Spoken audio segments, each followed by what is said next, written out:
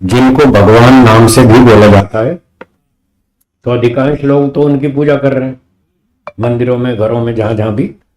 और वो भगवान से, उन महापुरुषों से, उन बल्कि कहना चाहिए उन फोटो से, मूर्तियों से, सीधी बात, उनकी फोटो मूर्ति की पूजा कर रहे हैं और उनसे वो जो कामनाएं पूरी करना चाहते हैं, जो प्रार्थनाएं कर रहे हैं, तो क्या वो फोटो मूर्ति पूजा महापुरुषों वाली उनकी कामनाएं पूरी कर सकती है? ये आपका प्रश्न।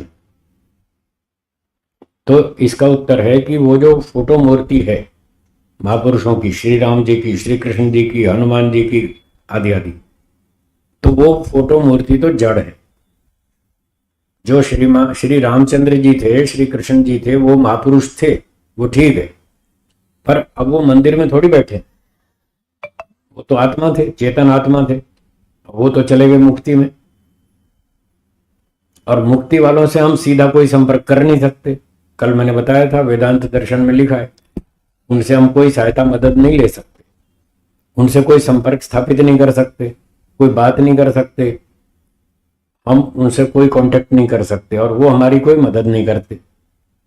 तो जो फोटो मूर्ति आदि से प्रार्थना कर रहे हैं, तो वो फोटो मूर्ति आदि वो हमारी प्रार्थना सुनती नहीं, समझती नहीं, कोई हमारी कामना पूरी करती नहीं, कोई विद्या देती नहीं, कोई उपदेश देती नहीं, कोई आशीर्वाद देती नहीं, तो उससे वो लाभ नहीं होगा।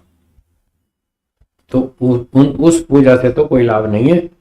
अगर उसकी बजाय किसी चेतन विद्वान मनुष्य के पास आप बैठे 1 घंटा, आधा घंटा, उसका सत्संग करें तो आपको लाभ होगा। जैसे आप 4 दिन से यहाँ आ रहे हैं शिविर में जी, आपको इस शिविर का लाभ हो रहा है या नहीं हो रहा? हो रहा है ना। 3-4 दिन में बहुत सी बातें आपको जानने को मिली, सीखने को मिली, समझने को मिली। तो इस प्रकार से अगर आप कुछ लेना चाहते हैं महापुरुषों से, तो उनके साथ बैठें, सत्संग करें, चेतन मनुष्य, जीवित मनुष्यों के साथ, उनके साथ बैठें, उनसे प्रश्न पूछें, उनसे अपनी समस्याओं का समाधान पूछें, वो आपको रास्ता बता देंगे, ऐसे करो, ऐसे करो, उससे ज्यादा लाभ है। बाकी वो फोटो मूर्ति से आपको वो लाभ नहीं होगा जी। या फिर चेतन ईश्वर की उपासना करें आंख बंद करके, उससे आपको लाभ हो जी। हाँ बोलिए। स्वामी जी, जैसे मैं हूँ मोक्ष के लिए थोड़ी थोड़ी सी आपको दे करके तैयारी कर रहा हूँ, तो मोक्ष में अनंत ब्रह्मांड की हम सैर करेंगे, तो गति क्या रहेगी? गति कैसे करेंगे? गति तो तब तो बहुत तेज होगी, क्योंकि तब शरीर तो है नहीं, तब ये शरीर तो है नहीं, फिर तो हम बिजली की गति से चलेंगे। जैसे बिजली भागती है 3 लाख किलोमीटर, तब तो इतनी स्पीड हो सकती है हमारी। हाँ, अभी शरीर के कारण नहीं हो सकती, तब हो सकती है। चलो वहीं चलते हैं, वहीं देखेंगे क्या स्पीड रहती है। देखेंगे। आप वादा करिए मिलेंगे वहां पर। देखो मिल तो जाएंगे, पर पहचानेंगे नहीं कि ये कैलाश जी है, ये चतुर भाई है, ये मोहन भाई है, ये लालचंद जी है, ये प्रफुल्ल जी है, वहां पहचानेंगे नहीं। पर जाएंगे वहां पर, देख लेंगे, जो यहाँ की शंका है वहां कम से कम सुलझ जाएगी, पता तो चल जाएगा ना कितनी स्पीड रहती है, शंका तो दूर हो ही जाएगी जी। और कुछ ना कुछ लोग मिलेंगे जरूर, पर हम पहचान नहीं पाए, बस इतनी बात जी।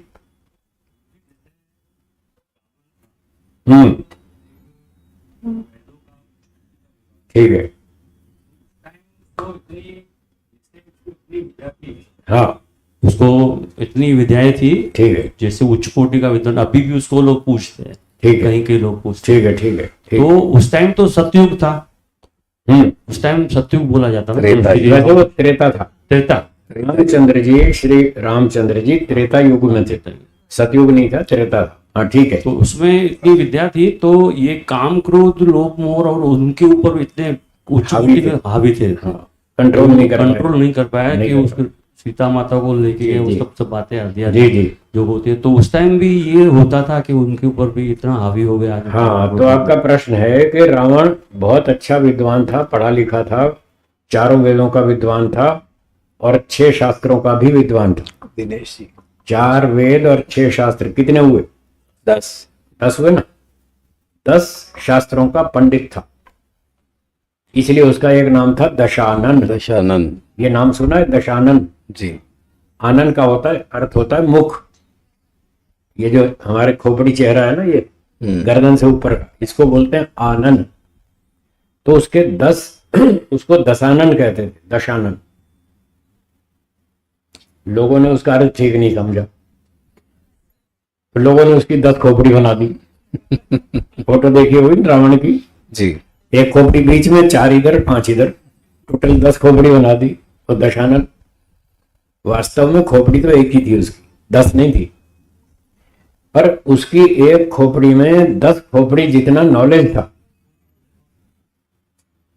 एक विद्वान में एक शास्त्र का ज्ञान होता है, उसमें 10 शास्त्रों का ज्ञान था, इसलिए 10 विद्वानों के बराबर अकेला विद्वान था। इस कारण उसका नाम दशानन पड़ गया। बाकी खोपड़ी तो एक ही थी और हाथ भी 2 ही थे, 20 हाथ नहीं थे। वो लिखा है रामायण में, पढ़ लीजिए जी। अब कल्पना करें कि रावण के 10 सिर हो गए, तो आप सोचो वो सोएगा कैसे रात को? सो पाएगा? 5 खोपड़ी इधर 4 इधर, बताओ सोएगा कैसे? नींद ही नहीं आएगी, करवट नहीं ले पाएगा। हाँ, दिक्कत हो जाएगी ना। तो ऐसे खोपड़ी 10 नहीं थी, खोपड़ी एक ही थी, पर 10 शास्त्रों का विद्वान था। उसके बावजूद भी काम, क्रोध, लोभ, अभिमान उस पर इतना हावी था कि वो उन दोषों को जीत नहीं पाया, और जो उसने क्रियाएं की उसका दंड वो आज तक भोग रहा है। वो आप देखते हैं दशहरे पर रावण के पुतले जलते, हर साल जलते, लाखों साल हो गए अब तक रावण के पुतले हर साल जलते। ये मंत्री मिनिस्टरों के तो कभी कभी जलते, साल में 1 आध बार, जी। 2 बार। वो तो कितने सालों हो गए, लाख सालों, 9 लाख साल बताते हैं हो गए जी। और तब से अब तक उसके पुतले हर साल जलाए जाते हैं। जनता का गुस्सा नहीं उतरा अब तक, इतना गुस्सा है जनता को अभी भी उस पर। तो इस इतिहास से यह पता चलता है कि शाब्दिक ज्ञान से कल्याण नहीं होगा। रावण को 10 शास्त्रों का ज्ञान था, वो शाब्दिक था, तत्व ज्ञान नहीं था, इसलिए मार खाई। जी। मन पर कंट्रोल नहीं कर पाया, इंद्रियों पर कंट्रोल नहीं कर पाया, ये सारी सिद्धियां नहीं थी उसके पास, शाब्दिक ज्ञान था, इसलिए उसने गलतियां की, उसका दंड आज तक भोग रहा है। तो ऐसी घटनाओं से हमको ये शिक्षा लेनी चाहिए कि हम रावण को फॉलो नहीं करेंगे, श्री राम जी को फॉलो करेंगे। श्री राम जी भी वेदों के विद्वान थे और उनकी पूजा हो रही है, उनका तो सम्मान हो रहा है। जी जी। अगर किताबी ज्ञान देखें तो रावण का नॉलेज राम जी से भी अधिक था। किताबी श्री राम जी का नॉलेज, शास्त्रीय ज्ञान उससे कम था और रावण उससे ज्यादा परफेक्ट था, पर आचरण में मार खाई इसलिए पिट गया वो, अब तक पिट रहा है। तो इससे क्या पता चलता है? महर्षि दयानंद जी ने व्यवहार भानु पुस्तक में लिखा है कि जिसके सारे काम सच्चाई और ईमानदारी से होते हैं, सत्य से होते हैं, वो संसार में कभी कहीं दुखी नहीं होता, कभी घाटे में नहीं रहता। और जो सब शास्त्रों को पढ़कर भी झूठ, छल, कपट, हेरा फेरी, बेईमानी करता है, वो कभी कहीं सुखी नहीं होता। ये दोनों बातें व्यवहार भानु में लिखी हैं। इसलिए व्यक्ति को पढ़ाई भले ही कम हो, ये लिखा है, विद्या भले ही कम जानता हो, और उसको सारे व्यवहार ठीक करने चाहिए, ईमानदारी से, सच्चाई से, वेदों के अनुकूल, शुद्धता से, धर्मानुकूल कार्य करना चाहिए, उसमें बुद्धि बढ़ता है। तो रावण इसलिए मार खा गया, उसने आचरण ठीक नहीं किया। शब्द किताबें तो बहुत पढ़ी, ठीक है जी। हाँ दिनेश जी पूछिए। माइक चालू हाँ, करो। माइक शुरू कर। नमस्ते जी। हाँ नमस्ते जी। स्वामी जी महाराज, जो आपने भगवान राम और भगवान कृष्ण के बारे में बताया हाँ जी। कि तो क्या हमको इनके घरों में इन महापुरुषों के फोटो लगाने चाहिए, उनको याद करके उनके गुणों को याद करना चाहिए? बहुत अच्छा प्रश्न है आपका। तो क्या है कि वो आपने जो बताया कि भी उससे भी हमको कोई लाभ होता है? हाँ ठीक है। तो आपका प्रश्न है कि घरों में महापुरुषों का फोटो, मूर्ति लगाएं कि नहीं लगाएं?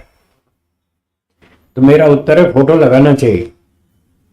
श्री राम जी का फोटो लगाइए, श्री कृष्ण जी का लगाइए, महावीर हनुमान जी का फोटो लगाइए, और सामने फोटो लगा के उनके सामने दंड बैठक भी लगाओ। हाँ, खाली फोटो लगा के बत्ती घुमाने से कुछ नहीं होगा। हनुमान जी महावीर थे, बहुत बलवान थे, हनुमान जी का फोटो लगाओ और व्यायाम करो। श्री राम जी का फोटो लगाओ और बैठ के सामने हवन करो। वो हवन करते थे, वेदों को पढ़ते थे। तो अपने घर में महापुरुषों का फोटो लगाइए। महारानी लक्ष्मीबाई का फोटो लगाओ और अपनी बेटियों को तीर तलवार चलाना सिखाओ। महारानी लक्ष्मीबाई का फोटो लगाओ और दिखाओ उनको कैसे तलवार चलाती थी वो। अभी समय बहुत खराब हो रहा है, तो आपको रक्षा करने के लिए ये साधन जुटाने पड़ेंगे। तो तीर तलवार चलाओ, सीखो, सिखाओ, और कराटे फराटे सीखो, हैं? जिससे हथियार ना हो तो भी अपना हाथ पैर तोड़ ताड़ के अपना सुरक्षा कर ले आदमी। जी। तो ये मार्शल आर्ट्स वगैरह ये सब सीखना चाहिए अपनी रक्षा करने के लिए। तो महापुरुषों का फोटो लगाना ठीक है, उचित है, और फोटो तो लगाएं और काम कुछ करें नहीं तो फिर ज्यादा लाभ नहीं है। पूजा तो फिर बिल्कुल नहीं करनी चाहिए, पर फोटो लगा के उनसे प्रेरणा लेनी चाहिए। उनके जीवन के अच्छे अच्छे कार्यों को, गुणों को याद करना चाहिए, स्मरण करना चाहिए, अपने बच्चों को वो सिखाना चाहिए, उनका इतिहास पढ़ाना चाहिए, समझाना चाहिए, और वो सारे काम घर में करने चाहिए। तो वो वेदों के विद्वान थे, आप भी वेद पढ़ें, हवन करते थे, आप भी हवन करें, खूब फोटो लगाओ और ईश्वर का ध्यान करो। श्री राम जी संध्या करते थे, सीता माता जी भी संध्या करती थी, हवन करती थी। तो ये सारे काम हमको करने चाहिए, फिर फोटो लगा लो, कोई दिक्कत नहीं है, पूजा नहीं करना। जी। हाँ जी, और बोलिए। एक बात इससे मैं जोड़ देता हूँ। हमारी जो आर्य समाज वैदिक संस्थान है, यहाँ आर्यवीर दल चलता है। अच्छा। और आर्य वीरांगना दल भी चलता है। वाह, लगभग 150 के करीब बच्चे यहाँ पे आते हैं। बहुत बढ़िया। अभी शाम होगी तो शाम को वहाँ ऊपर टेरेस पर बहुत ही युवक आएंगे और यहाँ आर्यवीर दल की शाखा चलती है। और आपको मैं ये बताना चाहता हूँ कि 12 साल 13 साल 14 साल की ऐसी बच्चियां हमारे शास्त्री जी ने तैयार की है, गुरुजी, जो दोनों हाथों से तलवार चलाती है। वाह, बहुत बढ़िया। दोनों हाथों से तलवार चलाती है, ऐसी बच्चियां हमारे परिवार की यहाँ तैयार हुई है। बहुत बढ़िया। और सिर्फ दोनों हाथों से तलवार भी ठीक है, वो एक में तो लकड़ी के ऊपर खड़े हो गए, 4 जनों ने लकड़ी पकड़ी चौरस बना के और उसके ऊपर चढ़ गई और उसके बाद दोनों हाथों से तलवार चलाई। बहुत अच्छा। तो ऐसे युवाओं का और युवतियों का निर्माण भी यहाँ होता है। अगर आपके घर 10 साल 12 साल 15 साल के बच्चे हों, बेटियां हो या बेटे हो, तो जरूर आप इस संस्था का संपर्क कीजिए। हम उसको संस्कार के साथ बल दोनों ही बातें सिखाएंगे। ये आर्य समाज का बहुत बड़ा कार्य यहाँ पे चल रहा है अपने एरिया में। तो ये जानकारी थी। और इतने बढ़िया लड़के हैं, जहां भी कंपटीशन में जाते हैं, मान लो भाई कहीं गए और 10 अगर शील्ड थे तो 10 शील्ड में से 7-8 शील्ड तो यही लेके आते हैं। ये ऐसे हमारे यहाँ बहुत ही नौजवान तैयार हो रहे हैं। तो मैं आपको फिर से आह्वान करता हूं कि आप इस संस्था से जुड़िए, इस संस्था का लाभ उठाइए, अपने बच्चों को भी यहाँ पे लाइए। बहुत प्रसंग के अनुरूप मैंने कहा। अब और किसी की शंका हो? हाँ, बोलिए बोलिए। जी। माताओं बहनों में कोई शंका नहीं है, सबकी शंका, किसी की भी नहीं है। गुरु जी, हाँ जी। ये जो पौराणिक कथा में अवतारवाद बहुत ज्यादा मतलब प्रचलित है। हाँ जी। जैसे विष्णु के विभिन्न अवतार रहते रहते रामादि को कृष्ण भगवान तक, और जैसे लोग कहते हैं कि हनुमान जी और शंकर भगवान के अवतार हैं, तो ये शंका समाधान का आपके द्वारा निराकरण हो सकता है। तो देखिए, ईश्वर अवतार तो लेता नहीं। कैलाश जी, ईश्वर कभी भी शरीर धारण नहीं करता। अवतार लेने का मतलब शरीर धारण करना। तो ये जो शब्द है अवतार, अवतार का अर्थ है उतरना। तो भगवान कहीं आसमान में रहता है जो यहाँ उतर के आएगा? सब जगह रहता। कहां से उतरेगा? उतरने का कोई काम ही नहीं है, वो तो पहले ही यहाँ पर है। ईश्वर सर्वव्यापक है, हाँ या ना? ये अवतार मानने वाले भी, इनसे पूछो भगवान कहाँ रहता है, एक जगह या सब जगह? तो क्या उत्तर देंगे? सब जगह। जब भगवान सब जगह रहता है तो यहाँ धरती पे भी तो है, फिर कहां से उतरेगा? ईश्वर सर्वव्यापक है, वेदों में लिखा है, वो सब जगह रहता है, ना आता है ना जाता है। अवतार लेना, आना जाना, वो तो उसी वस्तु का संभव है जो वस्तु एक जगह रहती हो और दूसरी जगह ना हो, वो तो आना जाना कर सकती है। जो पहले ही व्यापक है तो वो कहाँ से आएगी और कहाँ जाएगी? तो ये लोगों को या तो भ्रांति है या वो जानबूझ के ऐसी बात करते हैं कि भगवान अवतार लेता है। तो ये बात ठीक नहीं है। ईश्वर अवतार नहीं लेता, कभी उसने लिया भी नहीं और लेगा भी नहीं। जब मैं ये टॉपिक चलाता हूँ तो थोड़ा मनोरंजन भी कर देता हूँ साथ साथ। एक दिन मैंने कहा, भाई देखो, अगर भगवान अवतार लेगा ना तो ये जनता इतनी पागल है उसको मार देगी, ऐसा कहते हैं। उसको खतरा है, अपनी जान का खतरा है। तो कुछ बच्चे थे वो हंसने लगे, बोले क्यों मार देगी जनता, क्यों मार देगी भगवान को? मैंने कहा चलो आपको सुनाता हूं। तो वो बच्चे थे 12, 14, 15 साल के। तो मैंने उनसे कहा बच्चों से, आप सचिन को जानते हैं? बोले हाँ जानते हैं। मैंने कहा कौन है? बोले क्रिकेट खिलाड़ी है। तो मैंने कहा वो कैसा खिलाड़ी है? बहुत बढ़िया खिलाड़ी है, उसके लाखों फैन हैं, बल्कि करोड़ों की संख्या में है। तो उसके बड़े प्रशंसक हैं, बड़े दीवाने हैं। मैंने पूछा सचिन के दीवाने ज्यादा हैं या ईश्वर के?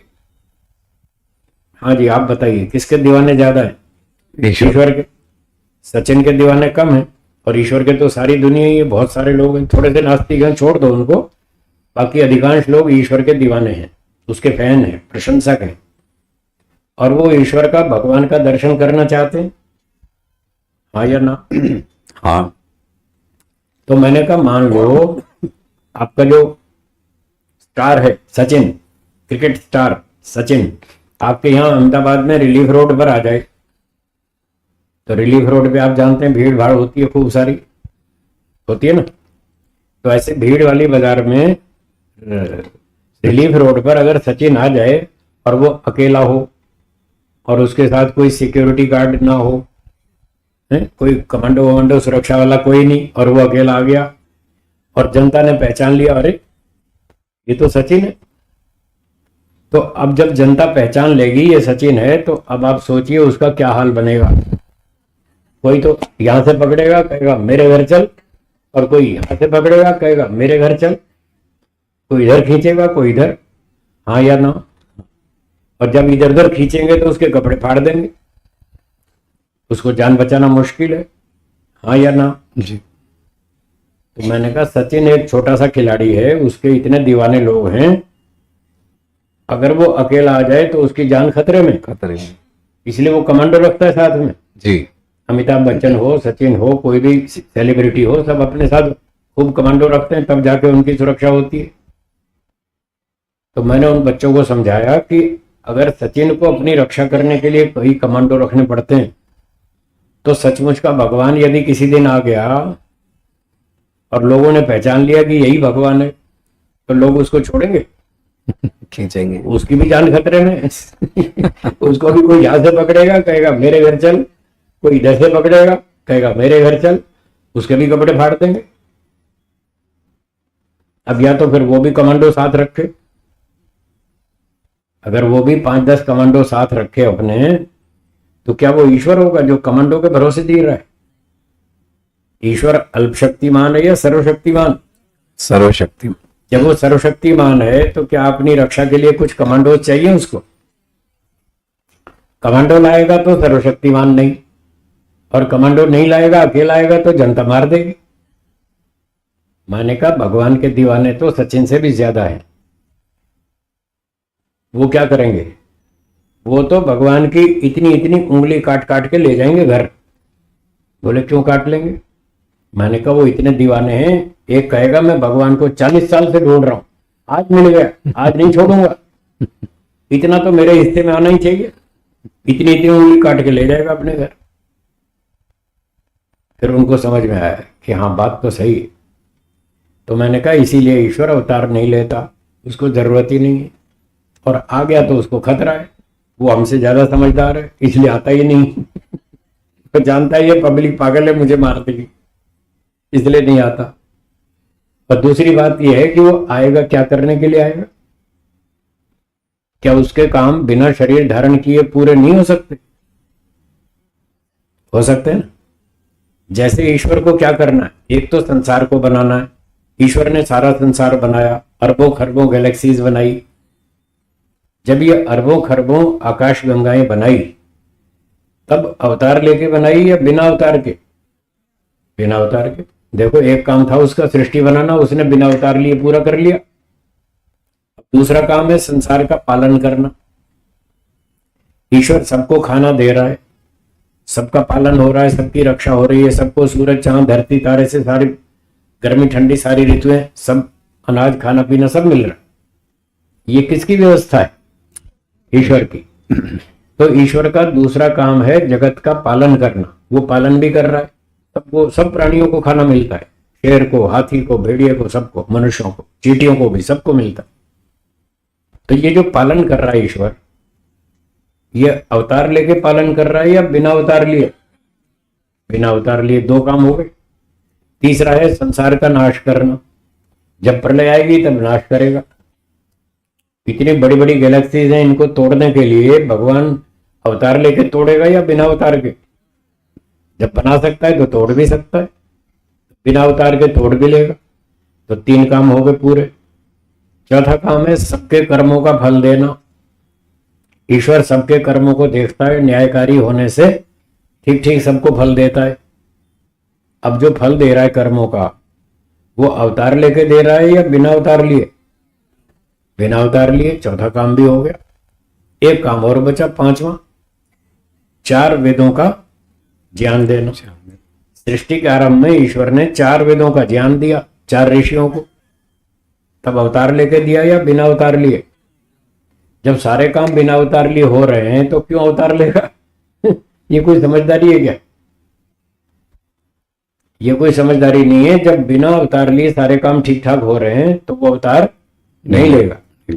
जैसे ये बच्चा बैठा है आपके साथ, इसकी उम्र कितनी है बताओ भाई? 7 वर्ष। आप चश्मा लगाते हैं? आपके दादाजी तो लगाते हैं, आप नहीं लगाते। क्यों नहीं लगाते? जरूर नहीं, जरूरत नहीं। अब जब जरूरत नहीं तो क्यों चश्मा लगाएगा? मुझे भी ऐसे देखने में कोई दिक्कत नहीं है, मैं भी ऐसे नहीं लगाता दिन भर। हाँ, अक्षर पढ़ने होते हैं तब जरूरत पड़ती है, तब मैं लगा लेता हूँ। जब आवश्यकता होती है तब लगाता हूँ, जब आवश्यकता नहीं होती तो नहीं लगाता। तो इसको तो 24 घंटे आवश्यकता नहीं है। इसकी आंखें अच्छी हैं, साफ बढ़िया दिखता है, तो क्यों चश्मा लगाएगा? तो जैसे जिस व्यक्ति की आंखें ठीक हैं, समर्थ हैं देखने में, चश्मे की आवश्यकता नहीं है, वो बिना चश्मे के देख सकता है, तो क्या उसको चश्मा लगाना समझदारी है? नहीं है ना। इसी तरह से जब ईश्वर का 5 कार्य बिना अवतार लिए पूरे हो रहे हैं तो उसको अवतार की जरूरत नहीं है, तो क्यों अवतार लेगा? क्या अवतार लेना समझदारी है? नहीं है। इसलिए ईश्वर अवतार नहीं लेता। बोलिए ठीक है। हाँ, अब चाहे आप कोई भी नाम रख लो, वो सब नाम व्यर्थ हैं, ईश्वर कोई अवतार नहीं लेता। बहुत बहुत धन्यवाद स्वामी जी। आप 5 मिनट और बचे हैं, जिसको शंका पूछनी। हाँ, भोजन की तैयारी पूछो। भोजन तैयार है कि नहीं? हाँ, वैशाली बेन ऊपर जरा जानकारी करें। तैयार है? 5-10 मिनट। चलो भाई, 10 मिनट हो गए। चलो। बोलिए, जिसको और शंका बोलिए। हाँ, कैलाश जी वहां माइक दीजिए पीछे आप। हाँ, चलो आप टाइम वेस्ट मत करो, पीछे दो, पीछे दो।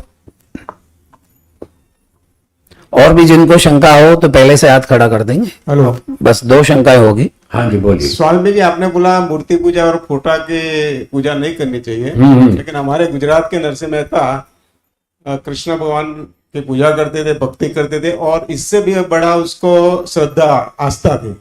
तो जीवन के हर काम उसके कृष्ण भगवान ने पूरे किए, तो नरसिंह मेहता गलत थे? किसने पूरे किए, श्री कृष्ण जी ने या मूर्ति ने? किसने पूरे किए? भगवान ने। भगवान कहाँ था वो उस समय? वो जीवित था, शरीरधारी था क्या? जो भी श्रद्धा से हर काम पूरा होता है। जो भी से ऐसे श्रद्धा से नहीं होता। ये आप भ्रांति में हैं, अंधेरे में मत चलो, बुद्धि से काम लो। अंधाधुंध काम करने से व्यक्ति भटकता है। बात को समझने की कोशिश करें। आप कितने पढ़े हुए? बीकॉम। हाँ, बीकॉम पढ़े ना, तो इतनी तो बुद्धि है आप में कि आप इतना समझ सकते हैं। अगर हम दीवार को अपनी प्रार्थना करें तो ये दीवार हमारी बात सुनेगी? नहीं। हाँ या ना? ना। ये समझेगी? ना। कोई आशीर्वाद देगी? ना। तो नरसिंह मेहता जिसकी पूजा करते थे वो जीवित व्यक्ति था या वो मूर्ति थी?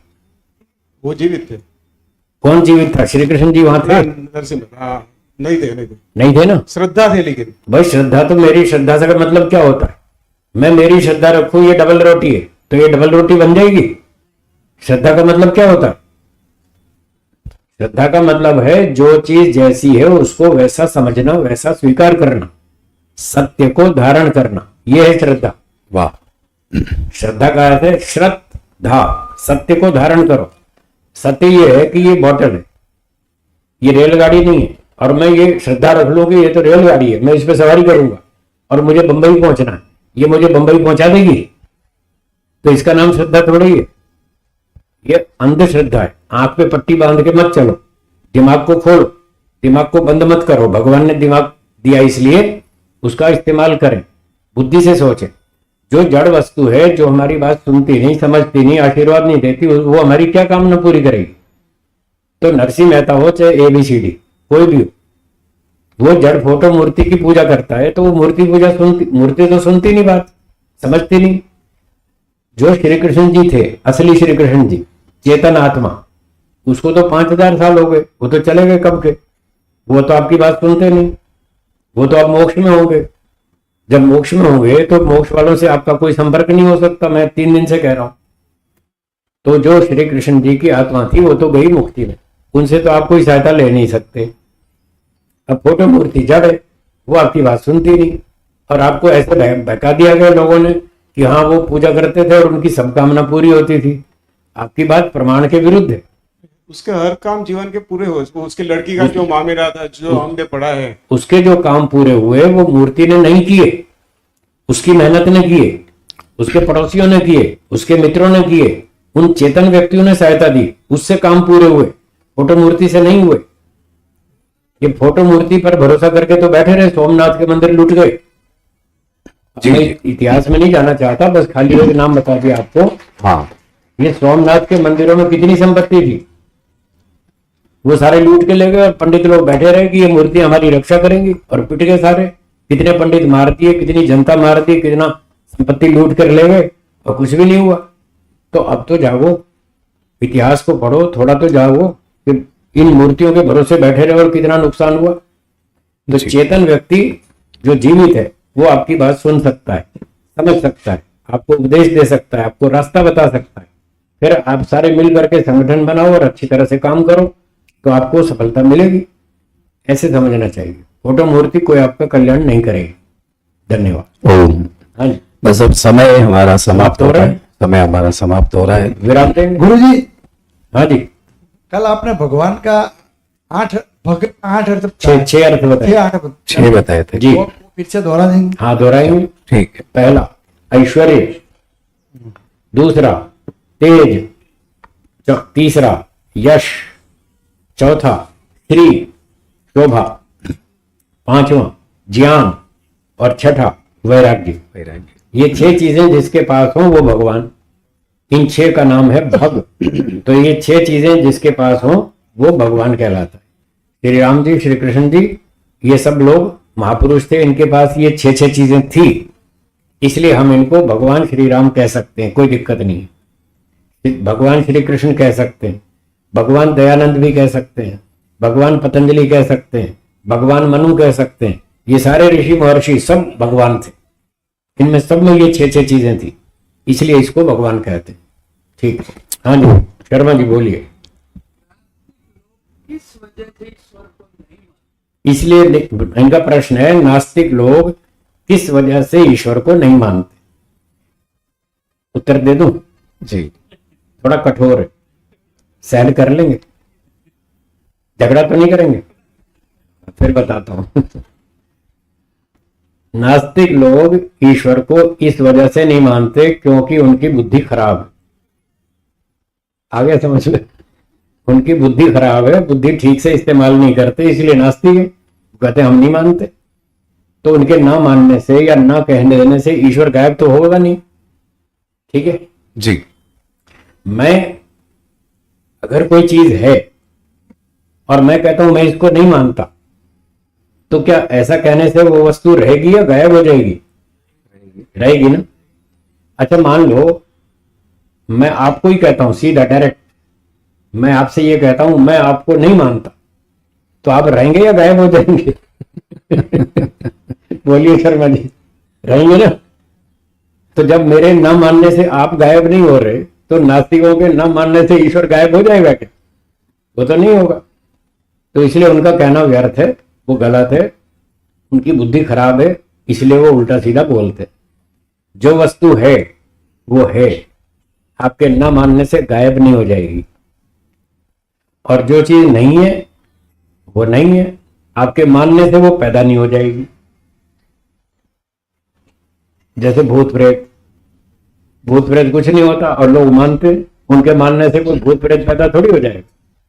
तो ये सिद्धांत याद रखें, आपके मानने या न मानने से कुछ फर्क नहीं पड़ता। यदि कोई वस्तु है तो वो रहेगी, नहीं है तो नहीं होगी। आपके मानने से कुछ फर्क नहीं पड़ता, बल्कि आपको वैसा मानना चाहिए जैसी जो वस्तु हो। क्या बोला? जैसी जो वस्तु हो उसको वैसा मानना चाहिए। और मानेंगे पहले जब ठीक से जानेंगे तो प्रमाण से तर्क से वस्तुओं को जाने, फिर जो वस्तु प्रमाण तर्क से जैसी सिद्ध होती हो वैसा माने। तो जो लोग भी नास्तिक हैं, कहते मैं भगवान को नहीं मानता, उनसे इतना पूछ लो, आपका शरीर आपने खुद बनाया था क्या? बस एक ही सवाल पूछ लो, आपका शरीर क्या आपने स्वयं बनाया था? हाँ या ना? आपके माता पिता ने बनाया था? उन्होंने भी नहीं बनाया। क्या डॉक्टरों ने बनाया? उनको भी नहीं आता। वैज्ञानिकों ने भी नहीं बनाया, तो फिर किसने बनाया? बस वही ईश्वर है। तो दिमाग का इस्तेमाल करो, समझ में आ जाएगा कि हाँ ईश्वर है। ठीक है, तो विराम देंगे जी। शांति पाठ। हाँ, कुछ एक दो सोचिए। हाँ व्यवस्था बता दें। सज्जनों, एक बार तालियों की बहुत बड़ी गड़गड़ाहट के साथ पूज्य स्वामी जी महाराज का बहुत बहुत धन्यवाद है, बहुत बहुत कोटि कोटि धन्यवाद है। ये कार्यक्रम 4 दिन के लिए आयोजित हुआ था। अब आज का ये अंतिम सत्र, और अंतिम सत्र भी बिल्कुल अपने समापन की ओर है।